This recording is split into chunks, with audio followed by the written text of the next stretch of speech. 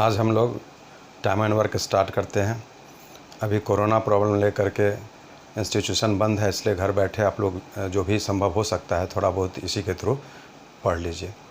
अगर सब चीज़ सही रहा तो लगातार हम लोग हर लेसन में जो पहले आपको पीडीएफ भेज देंगे और उसके बाद में उसी पीडीएफ के क्वेश्चन को आप लोग डाउनलोड करके रखिएगा और उसके अनुसार हम लोग केवल इजीली उसको डील करते चले जाएंगे। टाइम एंड वर्क से हम लोग स्टार्ट करते हैं। Time and work railway, SSC, bank, किसी भी एग्जामिनेशन के लिए बहुत इंपॉर्टेंट लेसन है और इससे नॉर्मली 2 क्वेश्चन पूछा जाता है, इसलिए हम लोग इसको 1 या 2 क्वेश्चन ऐसे रखते हैं। और कोई भी एग्जामिनेशन हो तो टाइम एंड वर्क से क्वेश्चन नॉर्मली रहेगा ही। इस पर आधारित पाइप एंड सिस्टर्न होता है और टाइम एंड वर्क जैसे फिनिश होगा तो इसके जस्ट एडजेसेंट में हम पाइप एंड सिस्टर्न को लेकर आएंगे, क्योंकि पाइप एंड सिस्टर्न पढ़ने के लिए पहले बेसिक टाइम एंड वर्क का कंसेप्ट क्लियर होना चाहिए। और टाइम एंड वर्क को स्टार्ट करते हैं। टाइम एंड वर्क का हिंदी समय और कार्य है, और समय और काम एक लेसन है जो कि बहुत इंपॉर्टेंट लेसन होता है हमारे पूरे एग्जामिनेशंस के लिए, चाहे वो किसी भी प्रकार का एग्जामिनेशन हो। इस टाइम एंड वर्क में सबसे पहला कंसेप्ट दिया जा रहा है जिसको कि हम लोग सिनॉप्सिस बोलते हैं। सिनॉप्सिस का अर्थ होता है एक आउटलुक, मीनिंग है इस टाइम एंड वर्क में किस प्रकार का क्वेश्चन होता है, उसमें हम लोग क्या क्या पढ़ेंगे, उन सारे के बारे में कुछ आइडिया दिया जाता है, उसको हम लोग सिनॉप्सिस बोलते हैं, रूपरेखा, आउटलाइन। टाइम एंड वर्क में सबसे पहले जैसे ये काम है तो काम में हर क्वेश्चन में प्राय यही बोला जाता है कि एक काम, संपूर्ण काम, ऐसा ही प्राय बोला जाता है। किसी काम, एक काम, संपूर्ण काम, किसी काम। ये जब भी बोला जाता है तो इसका अर्थ होता है ऑलवेज एक काम। मीनिंग है कोई भी काम अगर पूरा होता है तो मैथ्स में इसको हम लोग 1 यूनिट मानते हैं। अगर एक हो गया मीनिंग है वो काम कंप्लीट हो गया। इसलिए संपूर्ण काम, किसी काम, ये जब भी बोला जाए तो उसका अर्थ ऑलवेज दिमाग में एक काम रखना है। काम जब भी होगा तो निश्चित रूप से उसके लिए मजदूर होगा, जिसको कि आदमी से संबोधन हम लोग करते हैं, और कुछ आदमी किसी काम को कुछ दिन में कर सकता है, तो यहाँ पर आदमी और काम ये 2 चीज़ आ जाता है। अब आदमी और काम जब आ जाएगा तो निश्चित रूप से आदमी और काम के रिलेशन के बारे में हम लोगों को ध्यान देना पड़ेगा कि आदमी और काम में किस प्रकार का रिलेशन होता है। इसीलिए आदमी ही किसी काम को समाप्त करेगा, तो सबसे पहले हम लोगों को ये देखना पड़ेगा कि उसके बीच में क्या रिलेशन होता है। तो उसका सीधा कंसेप्ट है कि पूरे दुनिया में जो भी चीज़ है उसमें अगर हम 2 के बीच में कंपेयर करें तो वो 2 चीज़ नॉर्मली आपको 2 प्रकार का होता है।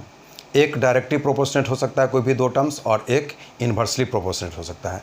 डायरेक्टली प्रोपोर्शनेट का अर्थ होता है कि अगर एक बढ़ेगा तो उसका दूसरा भी बढ़ेगा, और अगर एक घटेगा तो उसका दूसरा पहलू भी घटेगा। उसी प्रकार हम लोग ये इन्वर्सली प्रोपोर्शनेट को अगर डील करें तो इन्वर्सली में अर्थ उल्टा हो जाता है। मीनिंग है एक पहलू अगर बढ़ेगा तो उसका दूसरा पहलू घट जाता है। उसी प्रकार एक पहलू अगर घटेगा तो उसका दूसरा पहलू बढ़ जाता है। अभी टाइम एंड वर्क में हम लोगों को आदमी और समय, इसके बारे में सोचना है। आदमी और समय, इसका अर्थ होता है कि आदमी और समय में इन्वर्स रिलेशन है, इसीलिए ये 1 बाय में लिखा है। अगर ये डायरेक्टली प्रोपोर्शन होता, सीधा अनुपात में होता, तो यहाँ पर 1 नहीं होता, सीधा आदमी और ये प्रोपोर्शन का साइन होता और समय लिखा रहता है। लेकिन आदमी और समय में इन्वर्स रिलेशन है और इसलिए इसको डिनोट करने का तरीका यही है कि ये आपका प्रोपोर्शन का सिंबल, और ये 1 बाय लगा दिया गया इन्वर्स के कारण। अगर ये 1 हटा देंगे तो डायरेक्टली हो जाएगा, सीधा अनुपात हो जाएगा।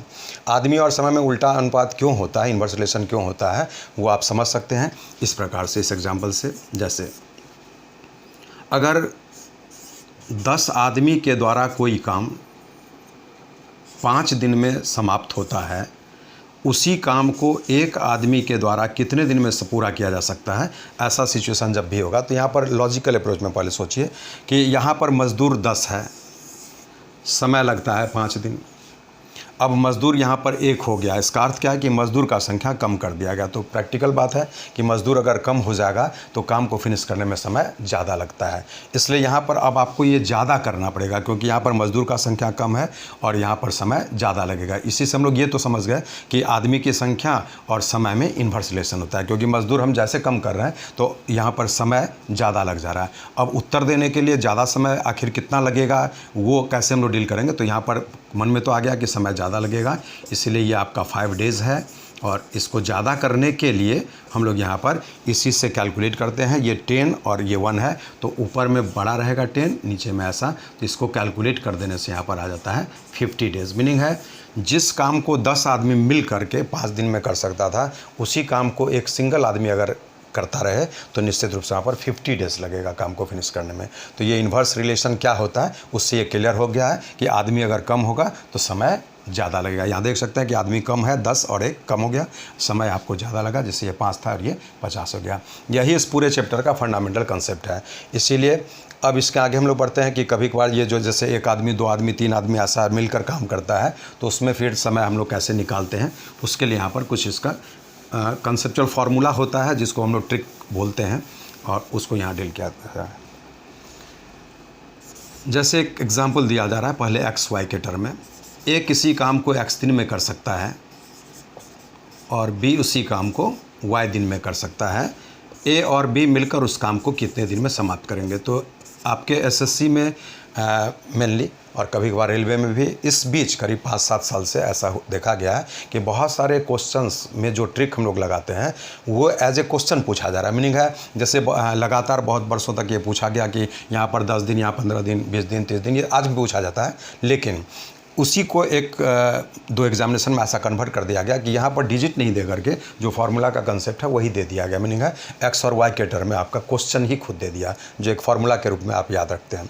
अब यहाँ पर क्वेश्चन आ रहा है कि A किसी काम को X दिन में समाप्त कर सकता है, B उसी काम को Y दिन में समाप्त कर सकता है, तो A और B मिलकर उस काम को कितने दिन में समाप्त करेंगे। उसके लिए यहाँ पर कंसेप्ट आ जाता है कि हम लोग ये x इंटू वाई लेते हैं और y में यहाँ पर x प्लस वाई लेते हैं। ये जो आया यही इस प्रश्न का आंसर हो गया। मीनिंग है इतना डेज लगेगा। यही फार्मूला ट्रिक के रूप में आप याद रखेंगे तो ऐसे क्वेश्चन को डील करने में समय बहुत कम लगेगा। अब इसके लिए इस पर एक डिजिट दे करके एग्जाम्पल देते हैं।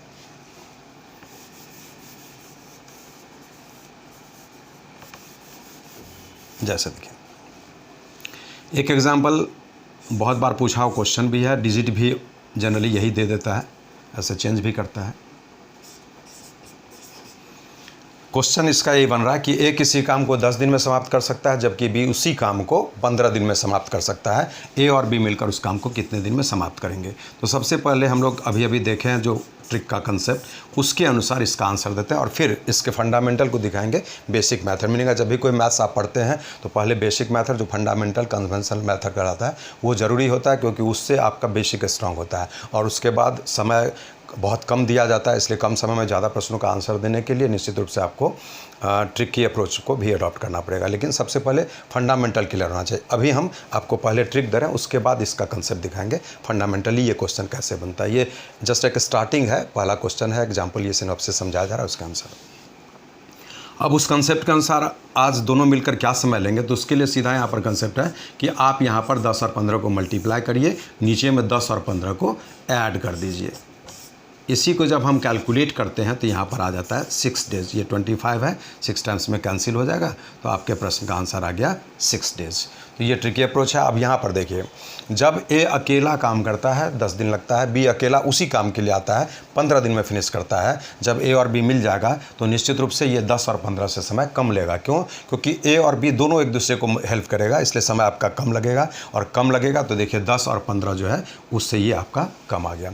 मीनिंग है ऐसे क्वेश्चन में आप अंदाज पहले भी ले सकते हैं कि आपका आंसर किस करीब हो सकता है। तो यहाँ पर 10 और 15 में सबसे छोटा आपका दोनों में 10 दिख रहा है, तो इसलिए जब दोनों मिलकर काम करेगा तो ये जो छोटा है उससे भी कम आंसर आएगा। मीनिंग है कभी भी आपका आंसर 10 और 15 के बीच 11-12 ऐसा नहीं हो सकता है, वो मिनिमम से भी आपका छोटा हो जाएगा। इसलिए ये तो होगा ट्रिकी अप्रोच से। उसके बाद हम इसको एक बार बेसिक पर दिखा देते हैं। देखिए, एक किसी काम को 10 दिन में पूरा कर सकता है। इसका अर्थ है किसी काम, पहले ही बोला गया किसी काम का अर्थ होता है एक काम। इसका अर्थ है इसके डिटेल्स में कि A 10 दिन में एक काम कर सकता है। किसी काम बोलेगा उसका अर्थ होता है एक काम। जो व्यक्ति 10 दिन में एक काम कर सकता है, वो व्यक्ति अगर एक दिन काम किया तो आखिर काम कितना फिनिश होगा, यहाँ पर लिखा होगा 1 और बाय में 10, इतना काम आपका फिनिश हो जाएगा A के द्वारा एक दिन में। सिमिलरली B 15 दिन में एक काम कर सकता है, इसलिए B के द्वारा भी आपको निकालना पड़ेगा कि B आखिर एक दिन में कितना काम करेगा। तो यहाँ भी 1 और बाय में 15 आ गया, 1/15 काम हो गया। अब इसी दोनों को ध्यान देना है कि A और B दोनों अगर मिल जाता है तो क्या होगा, सेम डे में 2 मजदूर काम कर रहा है।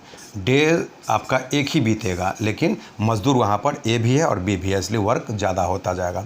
इसका अर्थ क्या है कि ए और बी मिलकर एक दिन में क्या कर सकता है, तो ए एक दिन में जितना करता है वो ले लीजिए और बी एक दिन में जितना करता है वो ले लीजिए और दोनों को मर्ज कर दीजिए, ऐड कर दीजिए।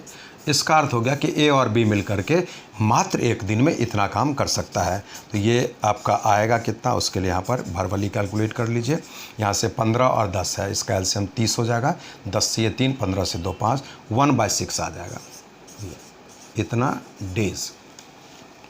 अब अगर ए और बी मिलकर एक दिन में 1/6 काम कर दिया, आपको तो पूरा काम पूछा गया इसलिए पूरा काम का अर्थ होता है एक काम। तो यहाँ पर निकालिए कि आखिर एक काम में, यहाँ पर सॉरी ये आपका वर्क था इस जगह पर, ये अब यहाँ से हम लोगों को वर्क निकालना है। तो ये काम हो गया, यहाँ भी काम है और इसी को हम लोग कैलकुलेट करते हैं कि अब एक काम फिनिश करने में आखिर समय कितना लगेगा। तो फिल कर सकते हैं, 1/6 काम में एक दिन लगा तो एक काम में और ज़्यादा लगेगा, चूँकि 1/6 से ये काम ज़्यादा है, ज़्यादा काम करना होगा तो समय ज़्यादा लगेगा, इसीलिए ये इन्वर्स हो जाता है, यहाँ पर आ जाएगा 6 डेज़। तो आपके प्रश्न का आंसर हो गया कि ए और बी मिलकर इस एक काम को पूरा करेगा 6 दिन में। ट्रिकी अप्रोच में भी आपका ये उत्तर आया था और फंडामेंटल मेथड से भी ये उत्तर आ रहा है। आप खुद कंपेयर कर लीजिए कि फंडामेंटल मेथड बिल्कुल ज़रूरी तो है, लेकिन एग्जामिनेशन क्रैक करने के लिए आपको ट्रिकी अप्रोच में निश्चित रूप से जाना पड़ेगा। हर क्वेश्चन में आप घर पे जो भी अपने से भी पढ़ते हैं, पहले फंडामेंटली पढ़िए, उसका कंसेप्ट क्लियर होना चाहिए, उसके बाद में ट्रिक मैक्सिमम जो भी पॉसिबल हो सकता है, जो आपको अवेलेबल हो उसके अनुसार ट्रिक अडॉप्ट करिए। और झा क्लासेस से जो भी छात्र परिचित हैं, इसके अलावा भी जो छात्र अभी देख रहे होंगे, शायद देखेंगे, तो वैसे छात्रों को भी नोटिस किया जा रहा है कि ये बिल्कुल सही है, फैक्ट है, सच्चाई है कि हमारे पूरे सिलेबस से किसी भी एग्जामिनेशन में 90% क्वेश्चन आपको ऑलमोस्ट उसी पैटर्न्स पर टैली कर जाता है। इसलिए ये एक मेरा सौभाग्य है, इतने साल 25 साल 26 साल का जो अनुभव है उसके आधार पर आपको 90% क्वेश्चन आपके कॉपी से पूछा जाता है। ये बिल्कुल सही है, जो कि हमारे पूरे छात्र जानते भी हैं इस बात को, और उसी के आधार पर हम लोग इसको कैलकुलेट करते हैं। ईजीली हम लोग किसी भी क्वेश्चन को डील कर सकते हैं, है ना।